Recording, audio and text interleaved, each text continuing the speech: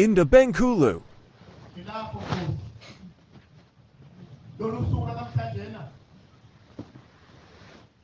Jehovah uyisabatha uNkulunkulu akekho kufanele ukuma kule isabatha ngaphandle kwakho kuphela ukuma kwami lapha uNkulunkulu umusa ovela kuwo Thixo wethu akekho umuntu okufanele ame lapha ngaphandle kwakho Baba ngiyacela ke uNkulunkulu ngoba usungimisile akusekho ukusesa akusekho ukuya phambili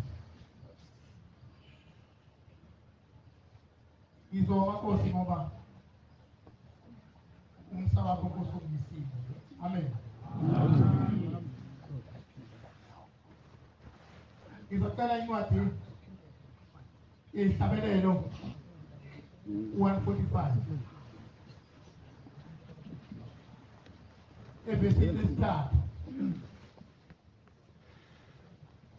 Yicelela umusa uNkulunkulu ukuba angiphe isibindi sokuba ngimi lapha Nkosi ngivele indaba zakho shini Incwadi Isabelelo 145 verse 3 to 7.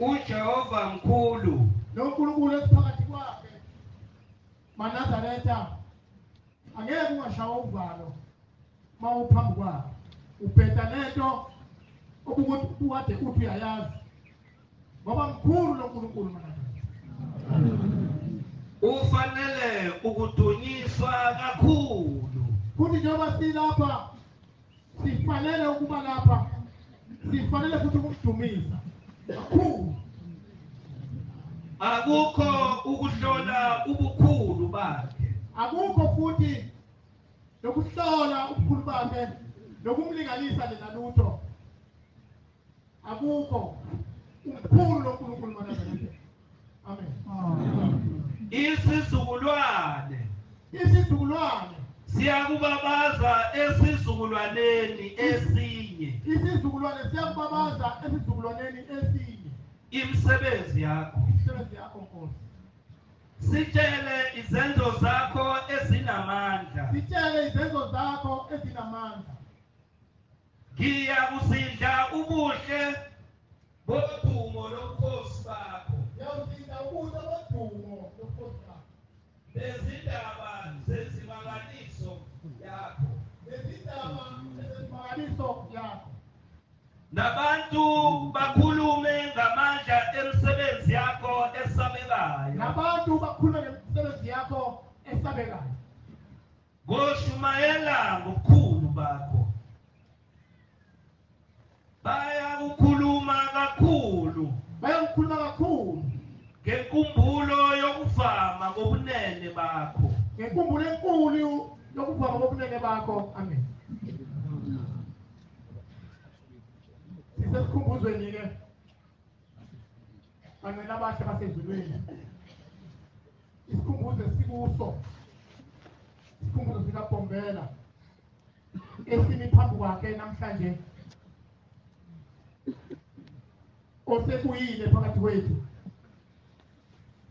njengoba sikhuluma nje usilalele ukuthi sikhuluma ngakho yini sibabaza yona yini imisebenzi yakhe ngoba phela ukhona amen ithi ke iBhayibheli nabantu bayakukhuluma bababaze siyakulo nje usuku okuyilona lona esihlangene ngalo lapha bazobabaza bonke labantu uma uNkulunkulu ebanikezile ithuba bazobabaza amen nami ke bangwele uNkulunkulu esengiphile leli ithuba angeke nami ngihlale ngingababazi lapha kulo muzi wakithi eGibisila umuzi lona wemanga amaNazaretha. Amen. Indaba enkulu eyenzekana lapha kule ndawo esikuyo. Indaba enkulu ngibona ngathi uNkulunkulu ungathi ilapha eqopha khona umlando emhlabeni ongakazi ube khona. Ngoba lo mlando engizowusho manje umlando lona osicilele kusho nasemabhukwini wonke umuntu uyawuthola. Lapha abangcwele njengoba sibona leli chima elikhulu kangaka, elikhulukazi kangaka, yilapho uNkulunkulu lapho wenza khona iy'manga zakhe. Okwathi uma bekuyo le ndawo nenkosi yakwaDube uBhombela eselungisile lo muzi, sekulungisile, kwakukhona indlu-ke eyiqhugwane eyayikhona uBhombela wayeseyimisile. Inkosi yakwaDube-ke isifaka isikhalazo sokuthi nceku yenkosi lapha kule ndawo kunezilwane ezimbi okuhlaba imboma lapho kaNazaretha, kwakuyihlatile imboma nonke. Ngezinto nesizoda abantu bakababa wayijwayele ukusho njalo inkosi yethu endala. Ngezinto nesizoda abantu bakababa uthi uBhombela hayi sengikhulumile nalezi zilwane ngeke isabatha abantu. uBhombela wayibona inkosi ukuthi nakho kwesaba nokujabana, wayesethi cha, Nkosi yakwaDube, uma kwenzeka imuthi umuntu lapha kule ndawo uyongena kule ndlu ukhulume nami khona, ngiyokuzwa noma ngikuzwe. Amen. Wabe sehamba-ke uBhombela, yasala inkosi yakwaDube, kwasontwa lapha, saqhubeka isikhathi kuyasontwa lapha. Kodwa ngelinye ilanga uNkulunkulu ekhombisa amandla amakhulu. Ngicabanga ukuthi ingonya yayilanda wena semanje, ngoba wathi ngolunye usuku kuyisabatha kanje kwase kufika umbiko ukuthi ingwenya isimzile ukufana kanjena.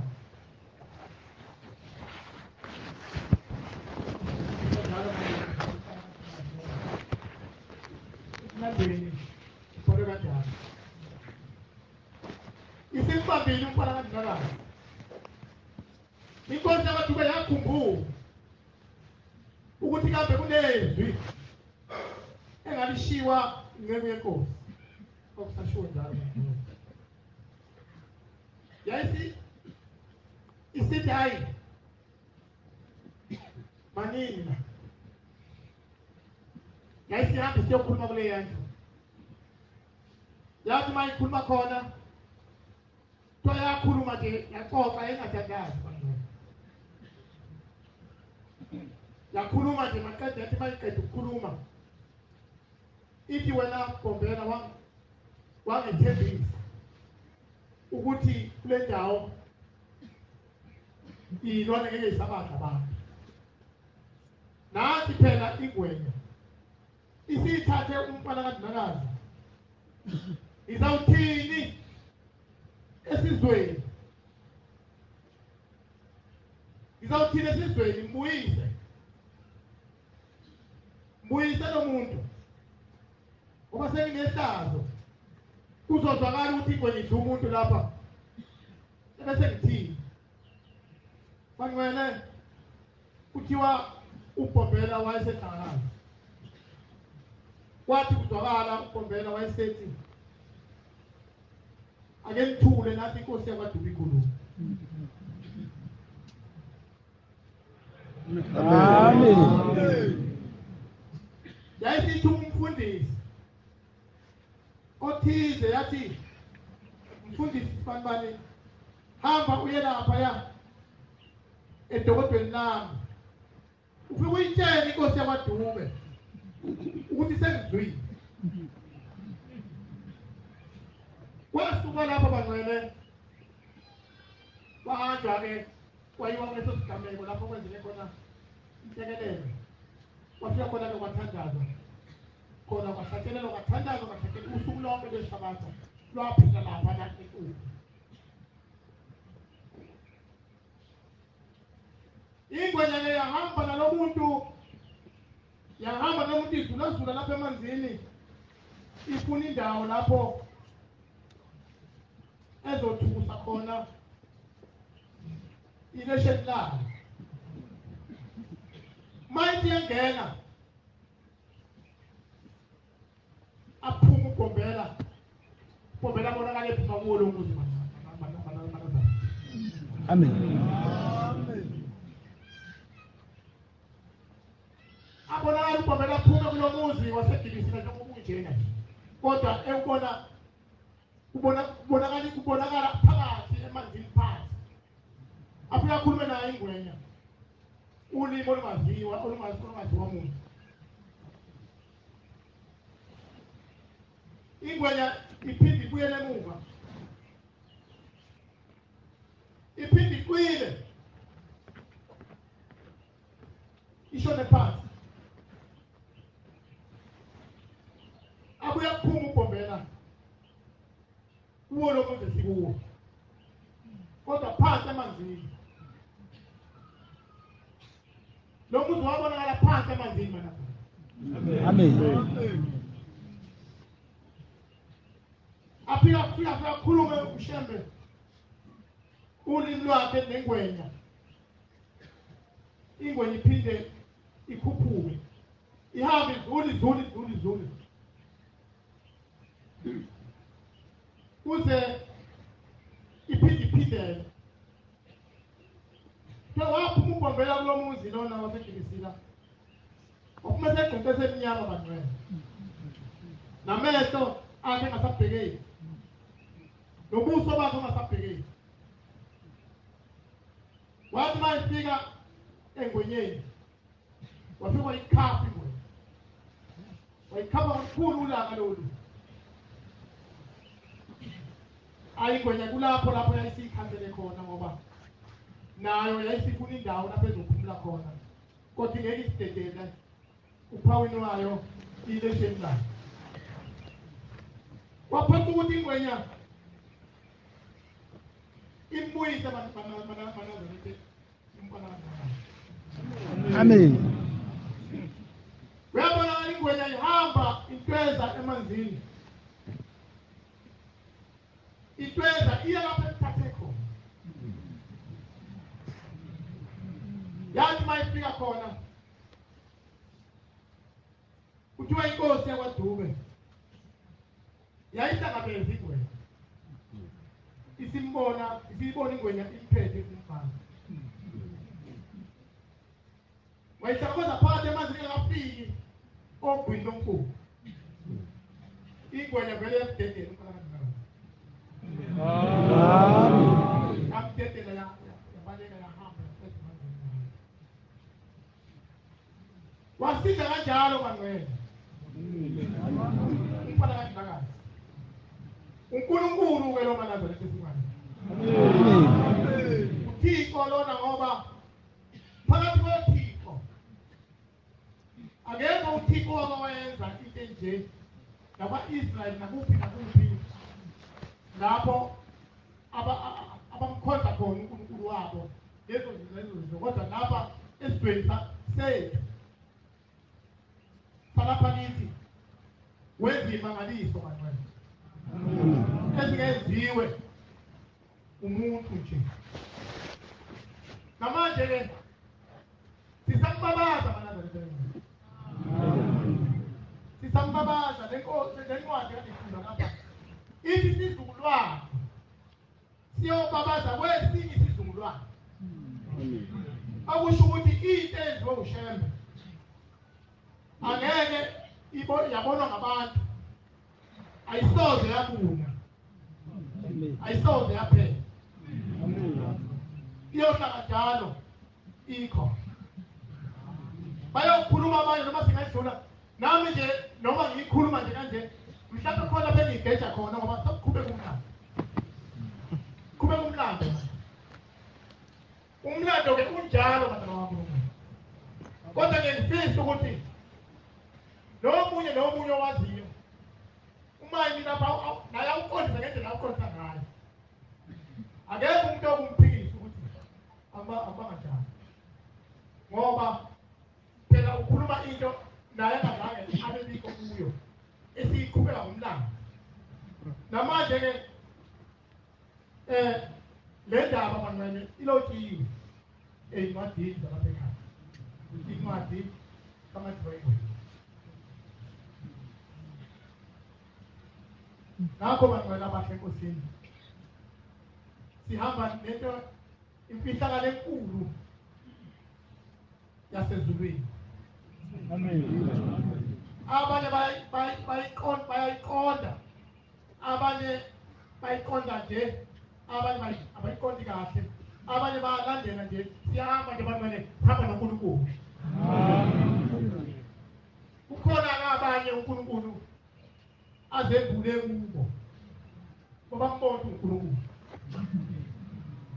Ngakho ke uma sikhuluma ngomuntu ombulekile ukuthi uNkulunkulu uShembe.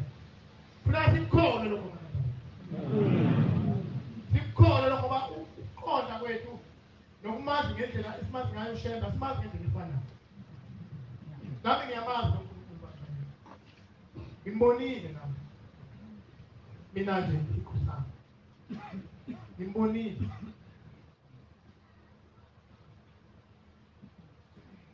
Waphunyula endaweni enkulu kakhulu.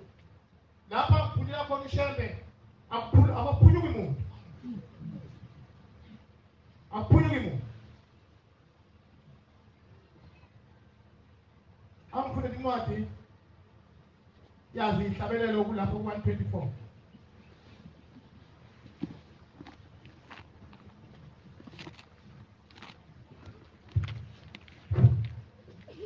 Verse 2 to 3.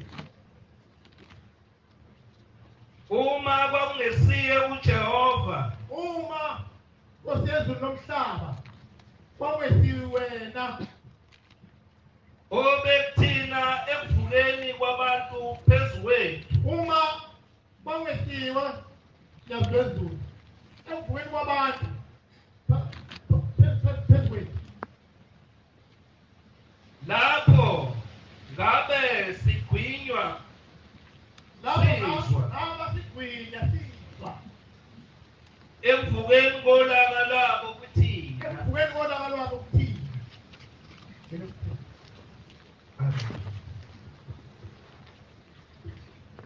Silapha endlini yokukhonza kaNazaretha. Baningi abangakhuluma njengawo. Baningi banonya abantu phansi. Uma bengakufika ungenayo uNkulunkulu, ayi uyahamba. Asimfunele uNkulunkulu kaNazaretha abe nathi iy'khathi zonke masimthandaza siye. Ambiza kububi. Ningaseko ukuthi wena kuthandaza. Sikhona isimo esinjalo. Eseleke basibona nje. Ngiyangifona nje. Khona isikhathi esikufika ukufa ngamlayezi ukuthi uzofika namhlanje. Uthi thushu. Uvele ubone nawe undayi. Awu. Uphelile ngawo. Manje uma-ke uNkulunkulu ungambizi. Lithi iBhayibheli lami mbize seseduze. wamubashiya indlela yakhe. Bana betithushu labantu basishaya isicabha sahlephuka bakala basidubula isicabha. Kanti ngasemnyango yangiqhwisha ihambo mana bagcwele. Ngisathuka. Athi ngiyabaleka. Ase ngibona ukuthi hayi. Ngoba sasibathathe endlini. Kwakuyimi. Undodana wami. Unkosikazi. Ngoba ngangibona umfana ubaleke wasithela ngapha. Athi cha. Angabe samlandela. Angime lapho masasebeqeda nami. Isasho njalo ukuthi angime lapho masasebeqeda nami. Ayuza lapha aphakathi ebhizinisini. Bafuna mina. Bafuna phansi phezulu. Nkosikazi naye Nkosi yami uzama ukungivikela. Uthi hayi uphumile lo muntu uphumile. Bathi hey ngamanga vele ngamanga bakubanga. Kanti umuntu usezongibona manje. Hey, ngabona urongwani impela lo phethe isikhulu. Wenza abatshela abangani bakho ukuthi nawe ngiyacanga wabona usuka nje. Wathi wayicanga beza kimi. Ufike wama kanje. Asengiphiwe. Esikhathi esihlele sikhulu isibhamu. Sikhulu isibhamu manana. Wathi seyihlela ngathi shembe. Umphefumulo wami awubesezandleni zakho. Awuyazi into ozoyisho.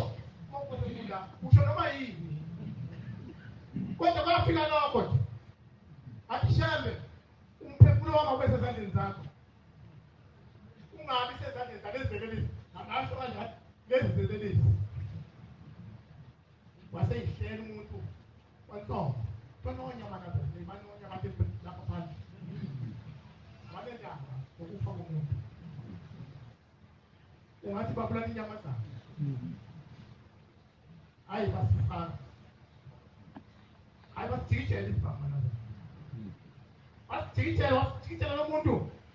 Yebo ukuyajikijela ngaphela. Umsindo wakhona kwavaleka amagebe.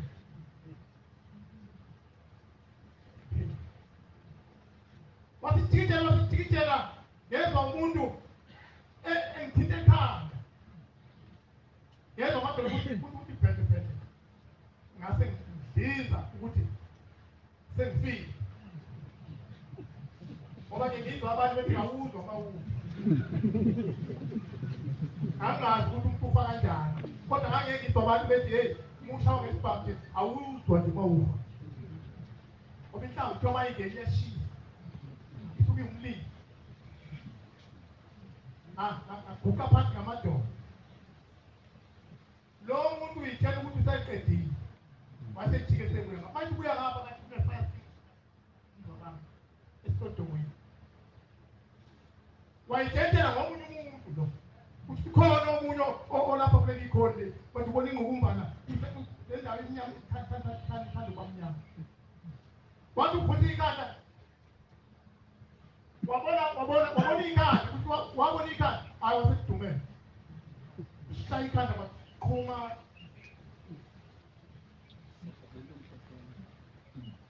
Wafutheka. Phawuda wangena kuyo. Wasebehlweni. Imbobo iqondene naye. Wathi. Yaqonda kena ngqo. Wadide umuntu. Wabale umuntu. Ngoba lento yaqhuma kakhulu. Hey, wafuna ukukabanye bangapha emnyango. Maye phume jikete phume emnyango babuthi wenze njani. Umuntu washembe ngemqa. Amen. Asithanda ngakho. Asitlalele. Ukuze naye abe ngakithi. Amen. Waseqedile abezwa bephuma ngamajubane begijima begudla indlu. Ngokusasa manazareta. Ubangithatha khona ebusuku bangiphuthumisa esibhedlela bafika wangifika lapha engangishayele khona ngenayi okuyinayi leyangishayisana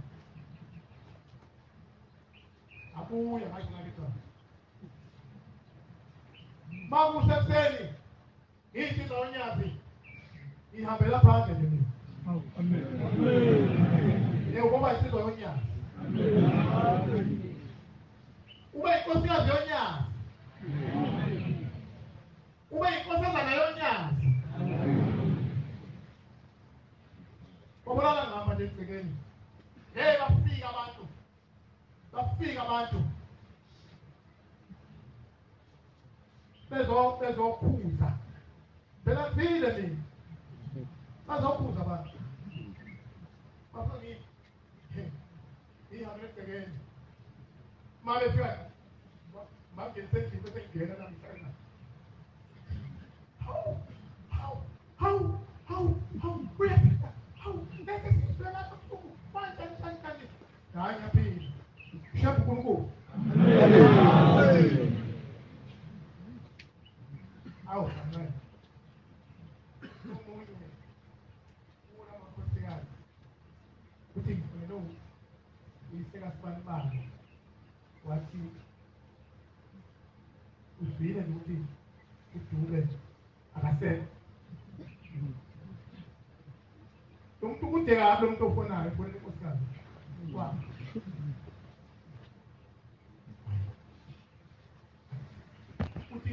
uthi ngivuka nje ngiza lapha nje ngoba lento ngiyizwe ebusuku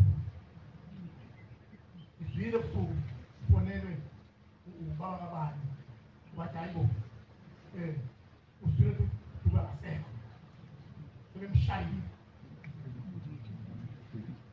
azange kuphendule umuntu endlini ayekhona amakhosikazi amanye azange aphendule banyonya abantu manezana yazwezulu baba siyabonga Nkosi yamakhosi umusa wakho ngithi-ke manazareta ingcwele umuntu kaShembe wabamthathela ingqo Amen. wamthathela ingqo ukudlula lapho omunye uthi oyinkabi udazi kejile nikeni mina ngomthatha akejile lapho sezedlungu injalo ngikhwishile kushayile kanti sehambe kabi amazwi onkulunkulu enginkundla Amen. sehambe kabi wathi nikeni mina wathi angifake lisiti ngizokuthiwa le wathi imi ngaphandle ngingasekhweni nakhe ngazi ngikuphi azokukhanga abanye abafana nje babili wathi umuntu lo kancane asilesidoda kakaka khilike behambela umfana ekhweni lakhe bezokuqhuma isibhamu ngaphandle komuntu masethathwa lo muntu esethathwa lo muntu ngaphakathi kwejakhethi yakho egqokile khona igama lami elistini abantu abayezosuswa hayi bo ungamhleleli umuntu kaShembe manje wohlele umuntu kaShembe akahlelele uShembe uphethe osiphethe eManazareta ophethe ney'mpilo zethu siyohamba mase kuvuma yena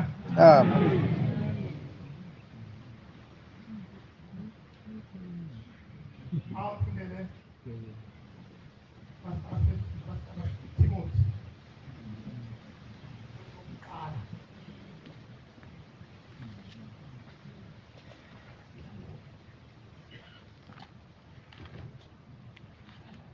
nge-16 evesini lesithathu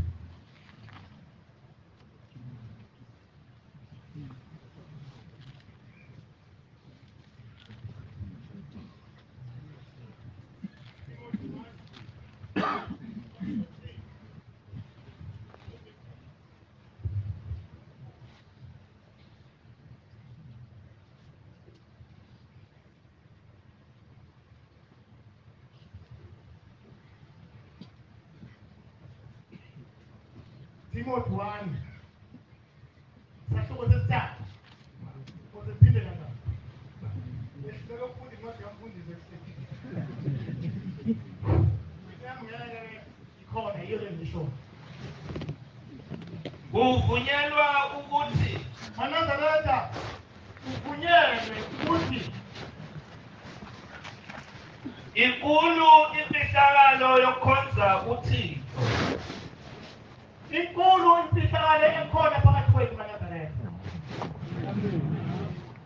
uThixo wabonakala ngenyama, Lo nkulunkulu wabonakala ngenyama, wadunyiswa umoya, wadunyiswa umoya, wabonwa izingelosi, wabona izingilosi, washunyelwa ezizweni, washumayela ezizweni, wakholeka emhlabeni, wakholelwa emhlabeni, wamukelwa phezulu ebukhosini. wamukelwa phezu ebukhosini. Amen. Sibona ingilosi phansi, awuthixo lo.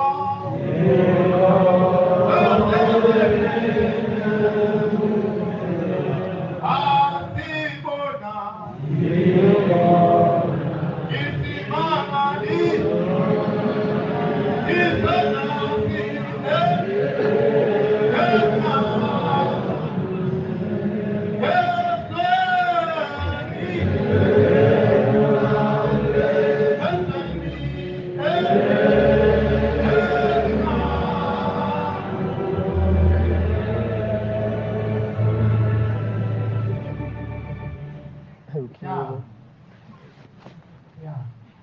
Itindaba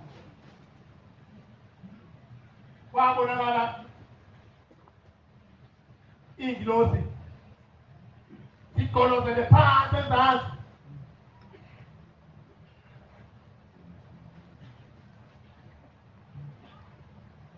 bona isimangaliso. Ngesikhathi inkosi yehla ezulwini izoba umuntu ebantwini, kwabonakala ingilosi zikolozele, ziyigadile, zikolozele phansi ezantsi.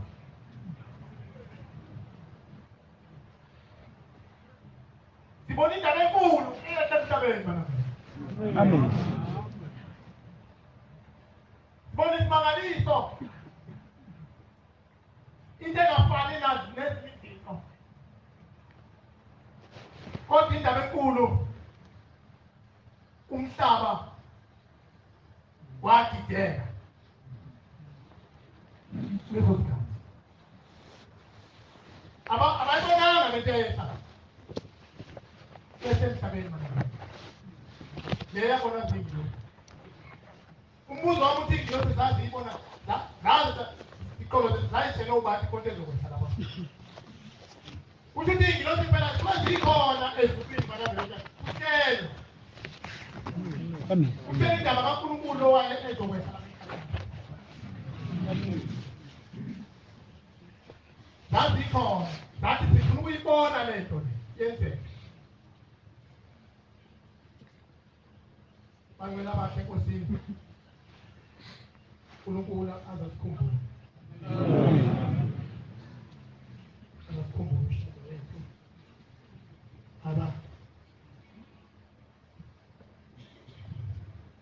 Sikwenzile Nkosi bekusemandleni ethu kulo muzi wakho oyingcwele.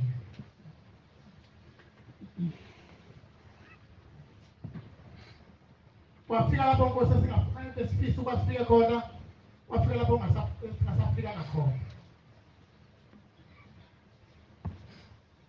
Wabonakala ukuthi asifikanga ndawo Nkosi, nazi insuku zakho seziseduze. Sibonga uNkulunkulu kuba phinde wasenzela umusa yazwezulu, wasinika ithuba lokuqhubeka.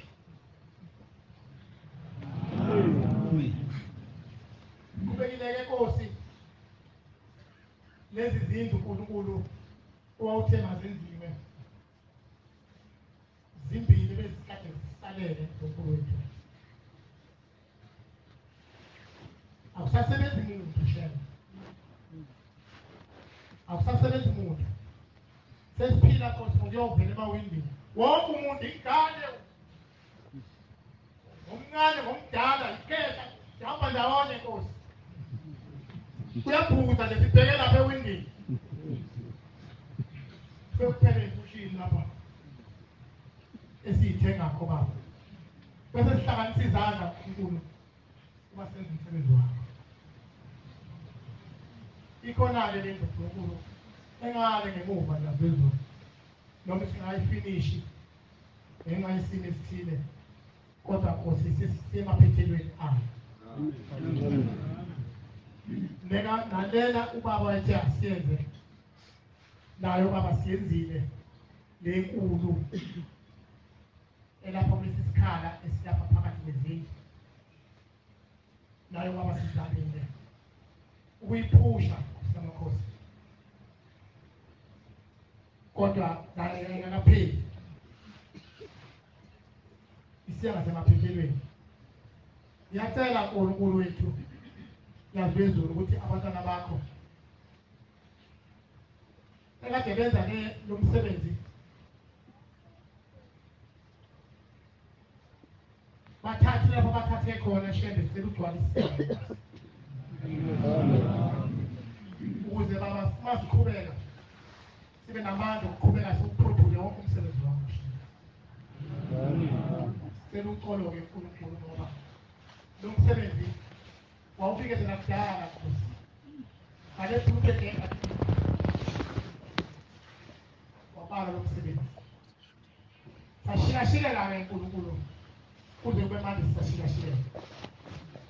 Siyacela-ke ukuthi uNkulunkulu usikhiphe isibusiso sabantwana bakho, ubapha amandla ukuba baqhubeke nazo zonke iy'dingo zomuzi. Shembo yindlela beka kuwe baba, akekho omunye engayikhalela kuye ngaphandle kwakho.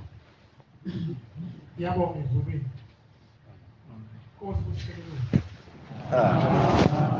Wethu yamanje isabelelo senkulu 62 162. Sicela umbangela umkhize wasecilondweni asolale isabelelo Nkosi ngosisi.